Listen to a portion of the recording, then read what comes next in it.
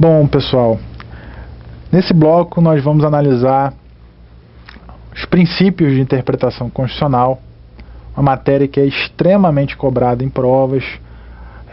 Princípios está na moda há bastante tempo e provavelmente não vai sair da moda, então é importante nós analisarmos aí esses princípios que vão orientar a interpretação da nossa Constituição. Nós temos aí um rol de princípios, um rol relativamente extenso de princípios que vão orientar a interpretação da Constituição. Temos aí, talvez, o mais relevante deles, que é o princípio da supremacia da Constituição. Nós vamos olhar ele com calma. Presunção de constitucionalidade das normas infraconstitucionais. Máxima efetividade, um princípio também aplicado aí na interpretação constitucional. Unidade da Constituição. Princípio do efeito integrador. Princípio da justeza ou conformidade funcional. Concordância prática ou harmonização. E princípio da força normativa. Além desses princípios, nós vamos ter o princípio da interpretação conforme a Constituição, o princípio da proporcionalidade ou razoabilidade, que na verdade não é utilizado só para interpretação constitucional, é utilizado aí para a interpretação de qualquer norma jurídica, e o princípio da simetria constitucional, muito utilizado também na jurisprudência do Supremo, na interpretação das normas constitucionais. Proporcionalidade ou razoabilidade, que é tida por muitas pessoas como um parâmetro, na verdade, não seria nenhum princípio, mas um parâmetro aí para análise do ordenamento jurídico. Mas vamos analisar aqui como princípio, porque é muito cobrado como princípio também. Bom, primeiro princípio aí é o princípio da supremacia da Constituição.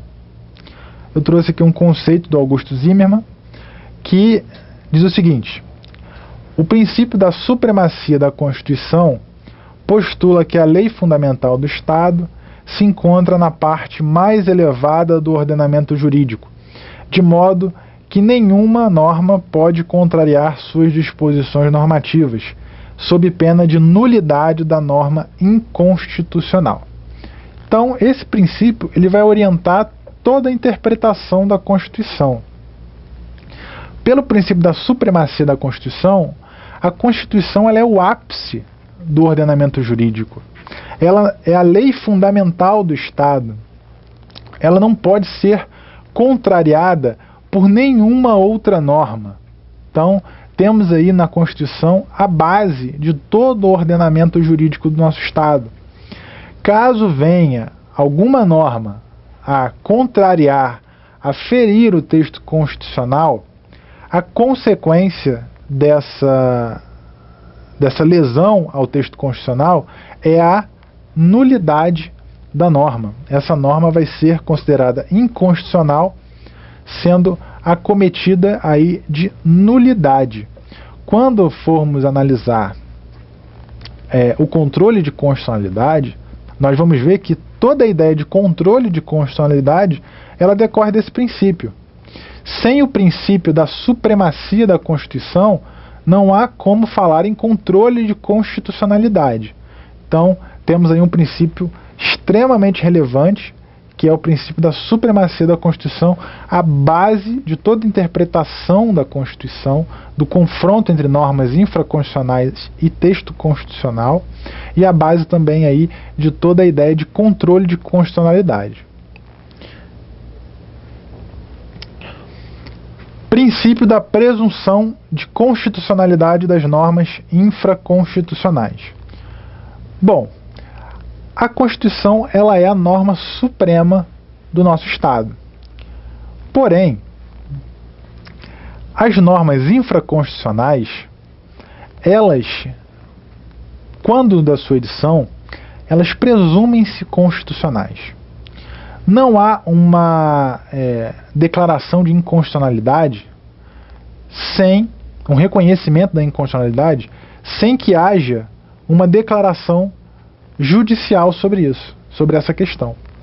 Então, há um princípio segundo o qual as normas editadas pelo Poder Legislativo, sancionadas pelo Poder Executivo, elas são constitucionais, até que haja aí um reconhecimento de sua inconstitucionalidade. O mesmo doutrinador, ele fala o seguinte: este princípio postula a presunção relativa de constitucionalidade das normas jurídicas infraconstitucionais, até que o controle judicial entenda o contrário. Trata-se, portanto, de uma presunção que é iuris tantum. Então, essa presunção de que as normas infraconstitucionais são constitucionais, ela é chamada pelo Augusto Zimmermann de presunção relativa. Por que é uma presunção relativa? Porque essa presunção ela pode ser derrubada por uma declaração judicial. Então, se o Poder Judiciário reconhece a inconstitucionalidade daquela norma, essa presunção relativa ela é derrubada. Então, é necessário que haja esse controle para que essa presunção, para que essas normas sejam reconhecidas como inconstitucionais. Até lá, elas são constitucionais. Essa presunção relativa também é chamada de presunção iuris tantum. A doutrina fala de presunção relativa como sinônimo de presunção iuris tantum. É uma expressão que você vai encontrar também em muitos lugares, tá? É importante guardar. Quando a gente fala de presunção iuris tantum, a gente fala de uma presunção relativa, uma presunção que admite prova em contrário. Isso é muito utilizado em processo civil. Então, mas aqui, utilizando isso aqui no direito constitucional, a presunção iuris tantum de constitucionalidade das normas infraconstitucionais significa exatamente a possibilidade dessa presunção ser derrubada por uma medida judicial. Essa presunção de constitucionalidade, ela tem um fundamento que é o fato do Poder Legislativo ter se utilizado do processo legislativo próprio e o Poder Executivo ter sancionado essa norma, e durante esses eventos há aí um controle de constitucionalidade prévio. Esses órgãos do Estado, eles analisam se essa norma ela não vem ferir a Constituição. Então, com essa realização desse controle prévio, faz todo sentido presumir que essas normas são constitucionais. Então, diante desse controle que há pelos agentes públicos, há a necessidade de legitimar esse processo através desse princípio. Presume-se que elas são constitucionais, até que haja uma declaração do Poder Judiciário. Esse princípio tem até relação com o princípio democrático. Por quê? Você elegeu essas pessoas. Para quê? Para que elas produzam as normas que vão regular a vida em sociedade. Diante desse princípio democrático, diante da influência democrática sobre a produção dessas normas, é fundamental conceder essa presunção de constitucionalidade. Então, temos essa relação entre esses princípios. Princípio da imperatividade, ou da máxima efetividade das normas constitucionais. Trago aqui uma frase do Alexandre de Moraes. A uma norma constitucional deve ser atribuído o sentido que maior eficácia lhe conceda. Ou seja, no momento de interpretar uma norma constitucional, diante daquele caso concreto, o intérprete ele vai ter que aprofundar o sentido daquela norma de modo a conceder a máxima eficácia ao texto constitucional. Então, diante, por exemplo, da dignidade da pessoa humana, que é prevista na Constituição, eu vou analisar o caso concreto de modo a maximizar a efetividade dessa norma, a conceder uma maior eficácia à dignidade da pessoa humana diante de um caso concreto. Então eu tenho aí um princípio da imperatividade, máxima efetividade das normas constitucionais. Vamos buscar uma maximização da efetividade das normas previstas na Constituição. Então, os direitos e garantias previstos na Constituição devem ser aplicados aí de forma a atender a máxima efetividade. Princípio da unidade da Constituição. Esse princípio da unidade da Constituição, ele está muito ligado a um método de interpretação chamado método sistemático. Por quê? Porque o princípio da unidade da Constituição, ele reza que a Constituição ela deve ser interpretada como um todo e não de forma isolada. O Canotilho tem a seguinte definição. Esse princípio obriga o intérprete a considerar a Constituição na sua globalidade e a procurar harmonizar os espaços de tensão existentes entre as normas constitucionais a concretizar. É normal que um texto longo, como é o texto da nossa Constituição, preveja aí normas que tenham aparente conflito. No entanto, esse conflito ele deve ser olhado à luz de todo o texto constitucional. Uma norma específica ela deve ser interpretada à luz de todo o texto constitucional. Então, o que aparentemente pode encaminhar um intérprete para uma solução determinada, se for visto de forma isolada, a análise da Constituição como uma unidade, como um todo, pode encaminhar uma solução diferente. Então, nós temos que ver as normas constitucionais como uma unidade, como uma parte integrante de um todo. Então, é por isso que, muitas vezes, normas que aparentemente parecem contraditórias, no momento em que nós olhamos para o todo do texto constitucional, nós podemos conseguir alcançar uma solução conciliatória. Então, vamos realizar a interpretação da Constituição a partir da sua ideia de unidade. Ela é um todo harmônico, no entender da doutrina. Ela tem que ser tida como um todo harmônico para viabilizar uma interpretação que leve em conta a sua unidade. Princípio do efeito integrador. Também uma definição trazida aí pelo português Canotilho. Na resolução dos problemas jurídico-constitucionais, deverá ser dada maior primazia aos critérios favorecedores da integração política e social, bem como ao reforço da unidade política. A interpretação da Constituição não pode ser dada de modo a favorecer a desintegração social, a desintegração política, o conflito entre entes políticos, por exemplo. Então, nós temos a ideia de efeito integrador. A Constituição ela deve ser interpretada de modo a integrar os entes federativos, a integrar os poderes que integram a República.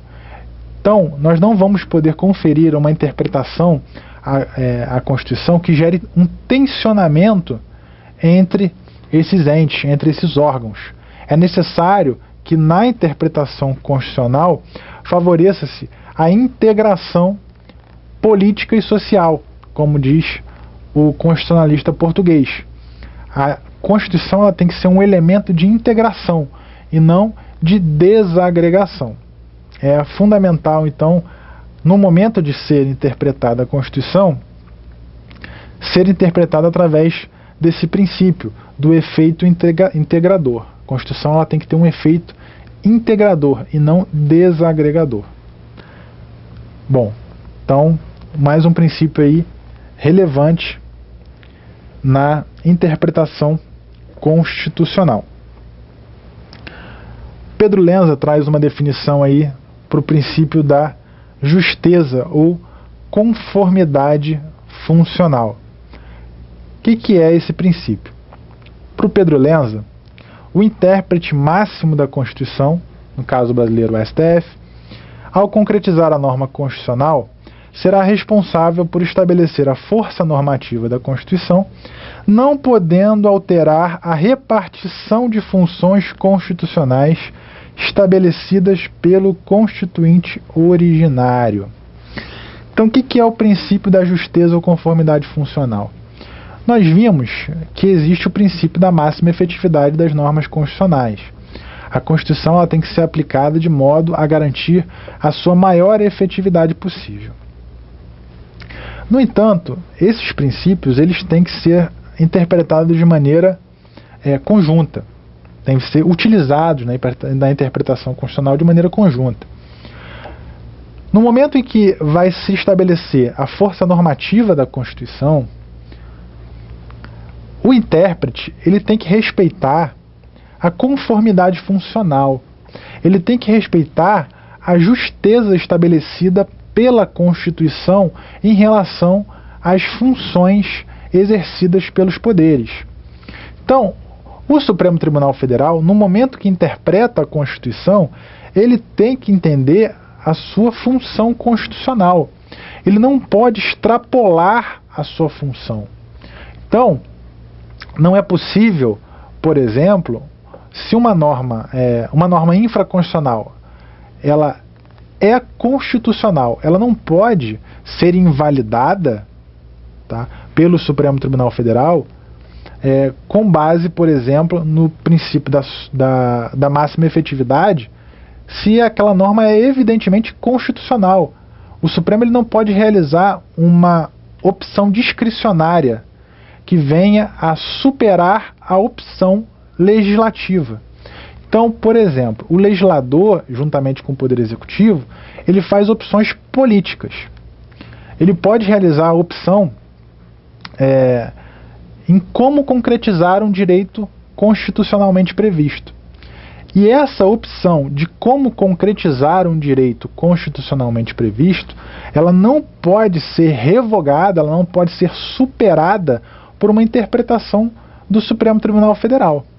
As opções políticas realizadas pelo Poder Executivo e pelo Poder Legislativo têm que ser respeitadas. O Supremo Tribunal Federal ele vai realizar uma interpretação constitucional respeitando a conformidade funcional, respeitando a sua função, que é tida pela doutrina como uma função de legislador negativo. Nós vamos analisar isso quando formos estudar controle de constitucionalidade. Então, respeitando essa conformidade funcional, o Supremo Tribunal Federal ele vai realizar a interpretação da Constituição, sem que haja aí uma superação dos limites estabelecidos pela própria Constituição para esse órgão relevante aí do nosso ordenamento jurídico.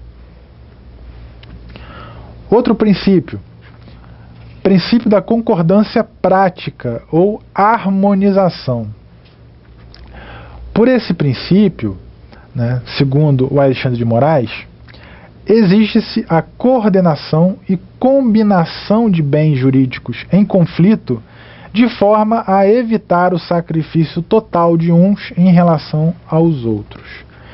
Então, esse princípio, ele reza que diante do conflito de bens jurídicos previstos aí na Constituição, não haja a total anulação de um em detrimento do outro. É necessário haver o quê?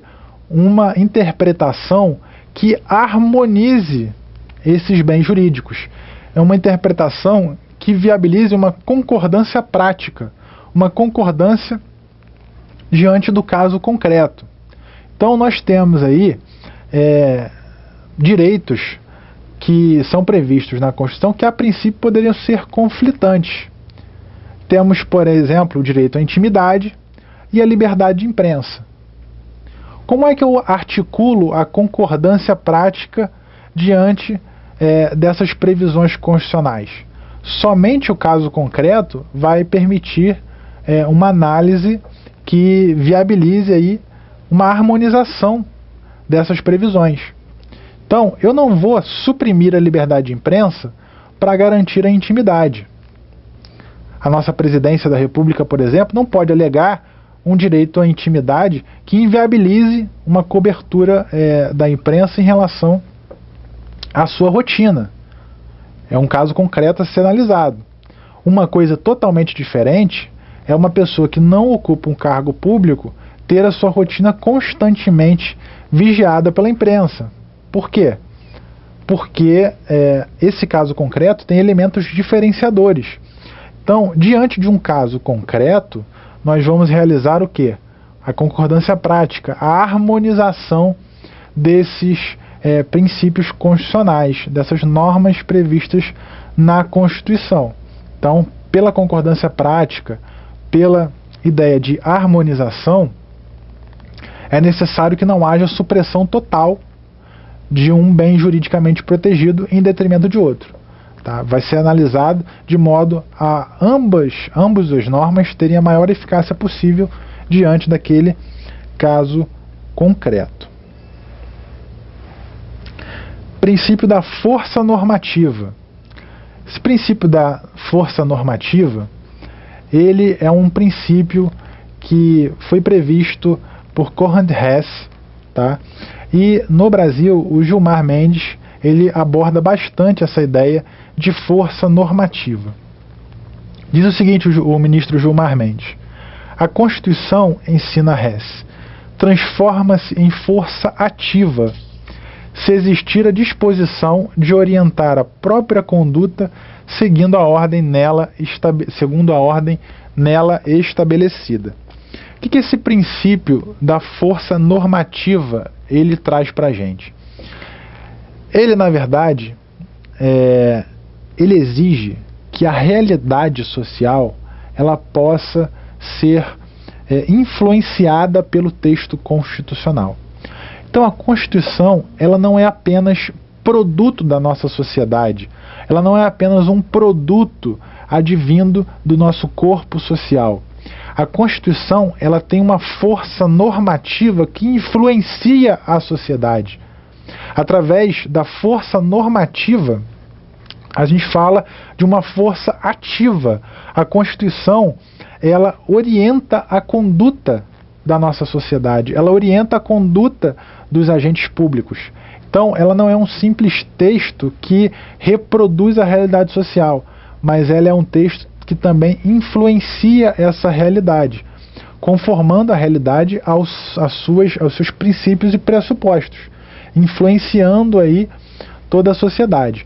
Então, essa ideia de força normativa da Constituição, ela está ligada aí a esse autor, o Conrad Hess, muitas vezes ela é associada a ele, e ele é muito abordada pelo ministro Gilmar Ferreira Mendes, ministro do Supremo Tribunal Federal. Então temos aí esse princípio bastante relevante da Constituição. Princípio da interpretação conforme a Constituição. Temos aí o princípio da interpretação conforme a Constituição, uma forma de tentar manter ao máximo um prestígio do princípio da presunção de constitucionalidade das normas constitucionais. O que quero dizer com isso? A interpretação conforme a Constituição ela vai tentar preservar a norma infraconstitucional. Ela vai tentar preservar ao máximo a norma constitucional em relação a possíveis declarações de nulidade. O Alexandre de Moraes diz o seguinte: no caso de normas com várias significações possíveis, deverá ser encontrada a significação que apresente conformidade com as normas constitucionais, evitando sua declaração de inconstitucionalidade e consequente retirada do ordenamento jurídico. O que o nosso doutrinador quer dizer com esse texto aí?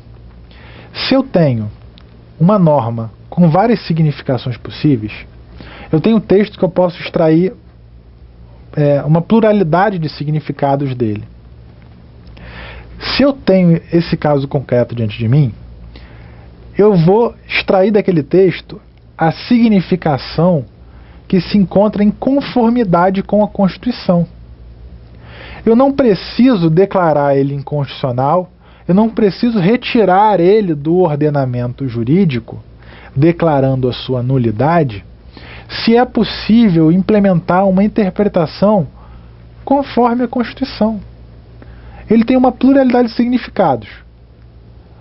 Se eu tiver apenas um significado dentro dessa pluralidade que esteja de acordo com a Constituição, eu consigo preservar esse texto. Como? Interpretando ele conforme a Constituição. Interpretando ele de acordo com aquele único significado que está de acordo com a Constituição.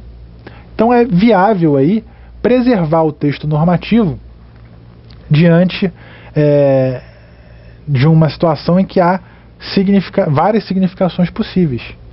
São o que a gente chama de normas plurissignificativas. É uma expressão também que você pode encontrar. A interpretação conforme a Constituição, ela pode ser usada em relação a normas plurissignificativas. Muito utilizado essa expressão aí em provas. Tá? Então, nós vamos finalizar esse bloco aqui e continuamos analisando os princípios de interpretação constitucional na sequência.